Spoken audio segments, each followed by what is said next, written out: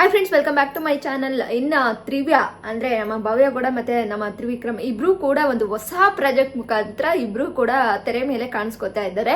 ಇಲ್ಲಿ ನಮಗೆ ಎಲ್ಲ ಒಂದು ಕಾತರಗಳು ಕಾಡ್ತಾ ಇತ್ತು. ನಮ್ಮ ಬಿಗ್ ಬಾಸ್ ಮುಗಿದ ಮೇಲೆ ನಮ್ಮ ಬಿಗ್ ಬಾಸ್ ಕಂಟೆಸ್ಟೆಂಟ್ಗಳಂದರೆ ಜಾಸ್ತಿ ಟ್ರೆಂಡಿಂಗಲ್ಲಿರೋದಂದರೆ ಫೇವ್ರೆಟ್ ಜೋಡಿ ಅಂತಲೇ ಇದಾಗಿರೋವಂಥದ್ದು, ಅಂದರೆ ಮರೆಯಲಾಗದ ಜೋಡಿ. ಒಂದು BBK 11ನ ಒಂದು ಮರೆಯಲಾಗದ ಜೋಡಿ, ಮೇಡ್ ಫಾರ್ ಈಚ್ ಅದರ್ ಅಂತಲೇ ಹೇಳ್ಬೋದು.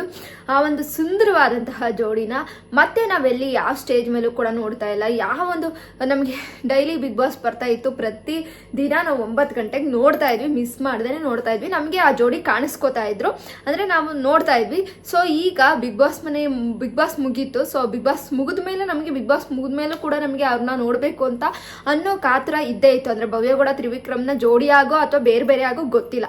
ಒಟ್ಟಿನಾಗ ನಮಗೆ ಅವರು ಡೈಲಿ ಒಂದು TV ಮುಖಾಂತರನೋ ಅಥವಾ ಒಂದು ಸಿನಿಮಾ ಮುಖಾಂತರ ಒಂದು ಬರಬೇಕು ಅನ್ನೋದು ಪ್ರೇಕ್ಷಕರ ಆಸೆ ಆಗಿತ್ತು. ಆ ಆಸೆ ಪ್ರಕಾರನೇ ಎಲ್ಲರೂ ನನಗೆ ಕಮೆಂಟ್ ಮಾಡಲು ಕೇಳ್ತಾ ಇದ್ದಿದ್ದು, ಭವ್ಯಗೌಡ ಅವರು ಯಾಕೆ ಎಲ್ಲೂ ಕಾಣಿಸ್ಕೋತಾ ಇಲ್ಲ, ಯಾಕೆ ಏನೋ ಒಂದು ಪ್ರಾಜೆಕ್ಟ್ ಮಾಡ್ತಾ ಇಲ್ವಾ ಭವ್ಯಗೌಡ ಅವರು, ಒಂದು ಫಿಲಮ್ ಕೂಡ ಮಾಡ್ತಿಲ್ವಾ, ಏನು ಎತ್ತ ಅಂತ ಹೇಳ್ಬಿಟ್ಟು ಎಲ್ಲರೂ ಕೂಡ ಕೇಳ್ತಾ ಇದ್ರು. ಎಲ್ಲರ ಒಂದು ಪ್ರಶ್ನೆಗೆ ಉತ್ತರ ಕೂಡ ಸಿಕ್ಕಿದೆ ಅಂತ ಅನ್ಕೋತೀನಿ. ಇನ್ನು April 5th ಅಂದರೆ ನಾಳೆ ಸ್ಯಾಟರ್ಡೆ ಭವ್ಯಗೌಡ ಅವರ ಒಂದು ಬಿಗ್ ಕನ್ನಡ ಸೀರಿಯಲ್ನ ಪ್ರೋಮೋ ಕೂಡ, ಈ ಒಂದು ಸೀರಿಯಲ್ ಭವ್ಯಗೌಡನಿಗೋಸ್ಕರನೇ ಮಾಡಿರುವಂತಹ ಒಂದು ಪ್ರೋಮೋ ಅಂತಲೂ ಕೂಡ ಹೇಳಲಾಗಿದೆ. ನಿಜವಾಗ್ಲೂ ಆ ಒಂದು ಪ್ರೋಮೋದಲ್ಲಿ ರಾರಾಜಿಸ್ತಾ ಇದ್ದಾರೆ ಅಂತಲೇ ಹೇಳ್ತೀನಿ. ನಮ್ಮ ಭವ್ಯಗೌಡ ಅವರು ಕನ್ನಡ ಸೀರಿಯಲ್ ಮುಖಾಂತರ ನಮ್ಮ ಮನೆಗೆ ತಲುಪ್ತಾ ಇದ್ದಾರೆ. ಮತ್ತೆ ಭವ್ಯಗೌಡ ಅವರು ನಿಜವಾಗ್ಲೂ ಕೂಡ ಭವ್ಯಗೌಡ ಮೇಲೆ ಸಾಕಷ್ಟು ಕ್ರೇಜ್ ಇದೆ. ಭವ್ಯಗೌಡ ಎಲ್ಲೇ ಹೋಗಲಿ, ಎಲ್ಲೇ ಬರಲಿ, ನಿಜವಾಗ್ಲೂ ಕೂಡ ಜನ ಅಂತೂ ಬಹಳಷ್ಟು ಇಷ್ಟಪಡ್ತಾ ಇದ್ದಾರೆ.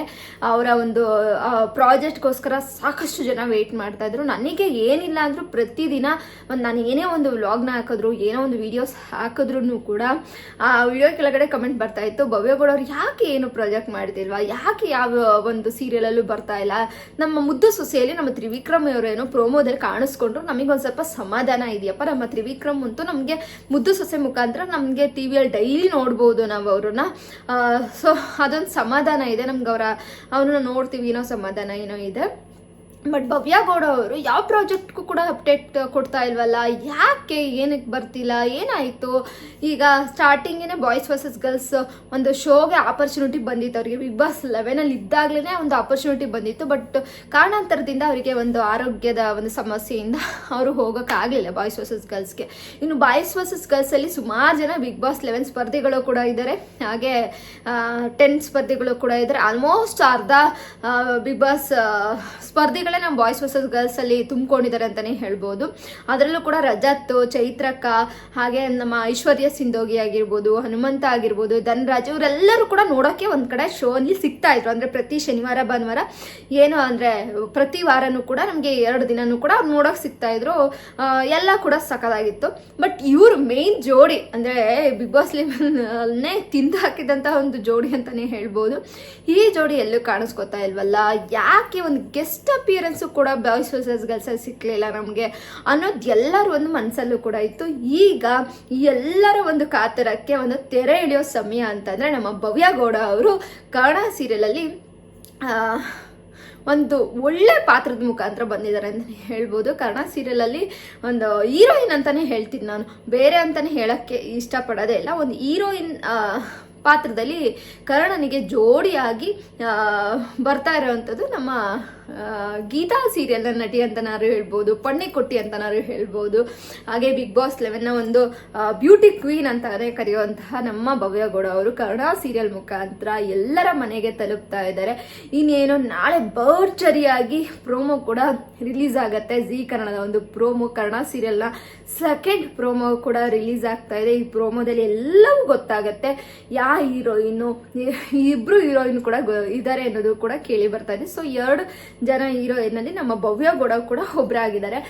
ಸೊ ಇದೆಲ್ಲರಿಗೂ ಒಂದು ಖುಷಿ ವಿಚಾರ. ಅದರಲ್ಲೂ ಕೂಡ ಭವ್ಯಗೌಡ ಫ್ಯಾನ್ಸ್ಗಂತೂ ಹೆವಿ ಖುಷಿ ಅಂತಾನೆ ಹೇಳ್ಬೋದು.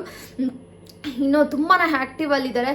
ಇನ್ಸ್ಟಾಗ್ರಾಮಲ್ಲೂ ಕೂಡ ಡೈಲಿ ಒಂದು ಸ್ಟೋರಿ ಕೂಡ ಹಾಕ್ತಾ ಇರ್ತಾರೆ ಭವ್ಯಗೌಡ ಅವರು, ರೀಲ್ಸ್ ಕೂಡ ಹಾಕ್ತಾ ಇರ್ತಾರೆ. ಬಟ್ ಏನೋ ಅಪ್ಡೇಟ್ ಇನ್ನೂ ಕೊಟ್ಟಿಲ್ವಲ್ಲ ಅಂತ ಇದ್ರಿ, ಬಟ್ ಚನ್ನಪಟ್ಟಣದಲ್ಲಿ ಆಲ್ರೆಡಿ ಭವ್ಯಗೌಡ ಅವ್ರದ್ದು ಒಂದು ಶೂಟಿಂಗ್ ಕೂಡ ನಡೀತಾ ಇದೆ. ಈ ಶೂಟಿಂಗಲ್ಲಿ ಅವರು ಮೆಡಿಕಲ್ ಏನು ವಿದ್ಯಾರ್ಥಿಯಾಗಿ ಅದು ಶೂಟಿಂಗ್ ನಡೀತಾ ಇದೆ.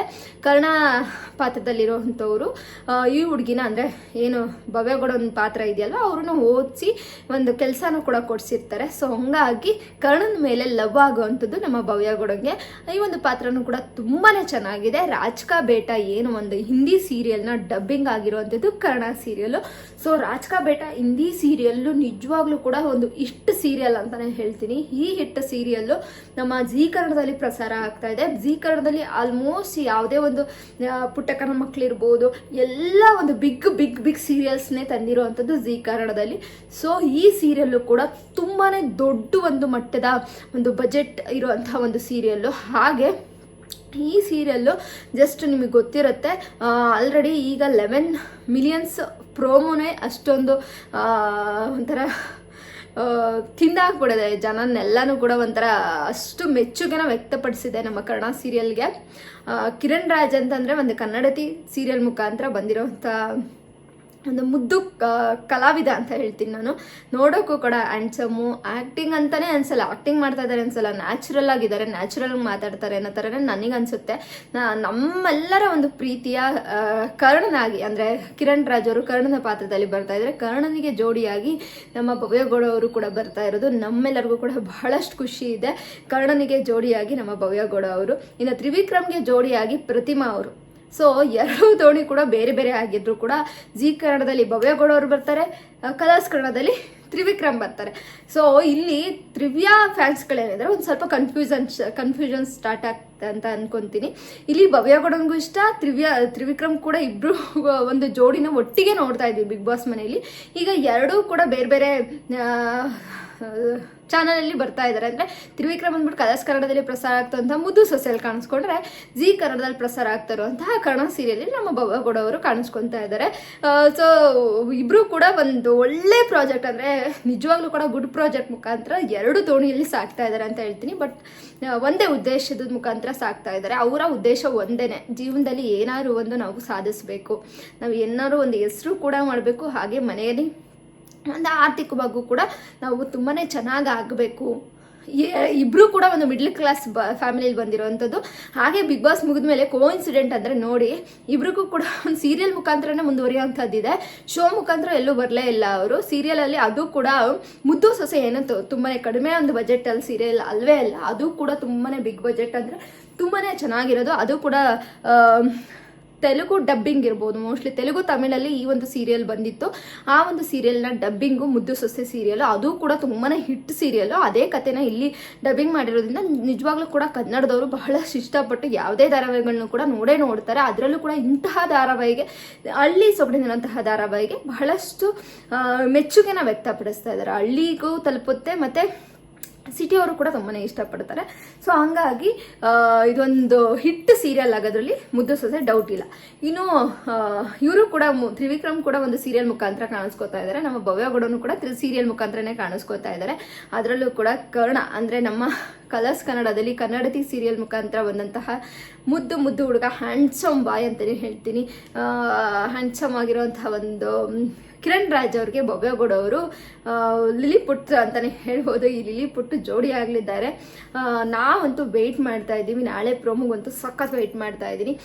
ಇನ್ನು ಭವ್ಯಗೌಡರ ಈ ಒಂದು ಹೊಸ ಹೆಜ್ಜೆಗೆ ಆಗಿರ್ಬೋದು, ತ್ರಿವಿಕ್ರಮ್ ಅವರ ಈ ಒಂದು ಹೊಸ ಹೆಜ್ಜೆಗೆ ನಿಮ್ಮೆಲ್ಲರ ಒಂದು ಸಹಕಾರ ಬೇಕೇ ಬೇಕು. ಬಿಗ್ ಬಾಸ್ ಮನೆಯಲ್ಲಿ ಎಷ್ಟು ಸಪೋರ್ಟ್ ಮಾಡಿ, ಅವರಿಗೆ ವೋಟ್ ಮಾಡಿ, ಪ್ರತಿ ವಾರನೂ ಕೂಡ ಏನಾದರೂ ನಾಮಿನೇಟ್ ಆದಾಗ ನೀವು ಉಳಿಸ್ಕೊಂಡು ಬಂದಿದ್ದೀರಾ ಆಯಿತಾ.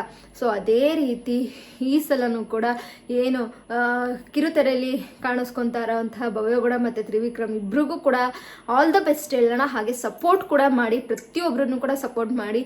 ಏನು ನಮ್ಮ ಏಪ್ರಿಲ್ 14ನೇ ತಾರೀಕು ನಮ್ಮ ಮುದ್ದು ಸೊಸೆ ಕೂಡ ರಿಲೀಸ್ ಆಗ್ತದೆ ತ್ರಿವಿಕ್ರಮ್ ಅವ್ರದ್ದು. ಫಸ್ಟ್ ಎಪಿಸೋಡ್ ಬರ್ತಾ ಇದೆ.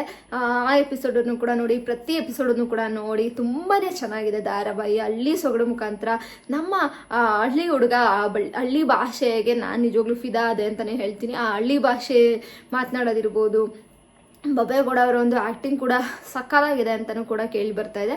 ಒಂದು ಏನು ಗೊತ್ತಾ, ಇಲ್ಲಿ